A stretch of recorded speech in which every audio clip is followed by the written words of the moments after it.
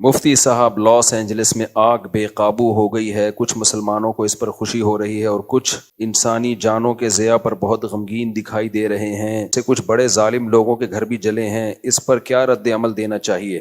دیکھو، کہیں بھی کوئی عذاب آئے یا آگ واگ لگے یا کوئی بھی مصیبت ہو، لوط علیہ الصلوۃ والسلام کی قوم کا عمل ہمارے سامنے ہے۔ وہ گناہوں میں مبتلا تھی، جب ان پر عذاب کے لیے اللہ نے فرشتے بھیجے تو فرشتوں نے پہلے ابراہیم علیہ السلام کو آ کے خبر دی، ارسلنا الی قوم لوط، ہم قوم لوط کے پاس آئے ہیں اور ان کو تباہ کرنے کے لیے آئے ہیں۔ تو ابراہیم علیہ السلام نے اس پہ خوشی نہیں منائی تھی۔ قرآن کہتا ہے یجادلنا فی قوم لوط، ابراہیم علیہ السلام ہم سے جھگڑنے لگے، یعنی اللہ سے تو کون جھگڑ سکتا ہے، مطلب یہ کہ اتنی لجاجت آہوزاری کی کہ عذاب نہ آئے، کہ گویا کہ لڑ رہے ہیں، یہ مبالغہ ہے۔ اور اللہ نے فرمایا ان ابراہیم لحلیم اواہ منیب، نرم دل تھے، بردبار تھے۔ تو انسان کسی کے عذاب کو دیکھ کے انسان پہ یہ سوٹ نہیں کرتا کہ وہ خوش ہو، ہمیں تو بس اللہ کے عذاب سے پناہ مانگنی چاہیے کہ اللہ نے جو کافروں کو بھی عذاب دینا ہے آخر میں ہی رکھے، دنیا میں اللہ کسی کو عذاب نہ دے۔ تو اس پہ خوشی نہیں بنتی جو آگ لگی ہے، یہ جب مان لیا جائے کہ وہ سارے ظالم ہی ہیں۔ ایسا ہوتا بھی نہیں ہے، جب کسی علاقے میں آگ لگتی ہے کچھ برے ہوتے ہیں کچھ اچھے ہوتے ہیں۔ البتہ اتنی بات ضرور ہے کہ یہ عبرت کی بات ضرور ہے۔ غزہ میں جب آگ لگی ہے،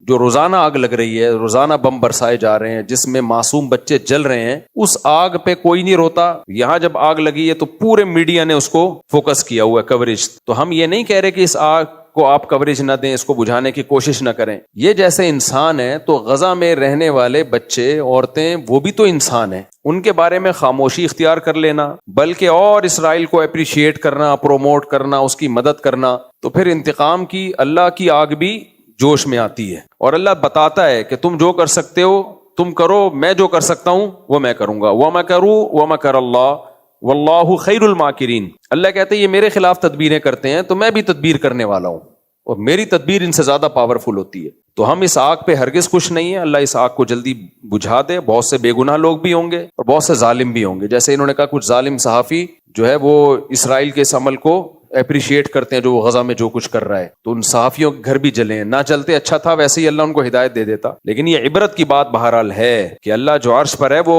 لا تحسبن اللہ غافلا عما يعمل الظالمون، اللہ کہتے ہیں اللہ کو غافل مت سمجھو جو کچھ ظالم لوگ کر رہے ہیں۔ تو اس لیے دنیا کو دونوں آگوں کے خلاف آواز اٹھانی چاہیے، دونوں آگوں کو بجھانے کی کوشش کرنی چاہیے۔ لاس اینجلس میں جو آگ لگی ہے اس کو بھی بجھانے کی کوشش کریں، لیکن میرے بھائی جو غزہ میں آگ لگی ہوئی ہے نا، اس کو بھی بجھانے کی کوشش کرو اور اس سے عبرت حاصل کرو۔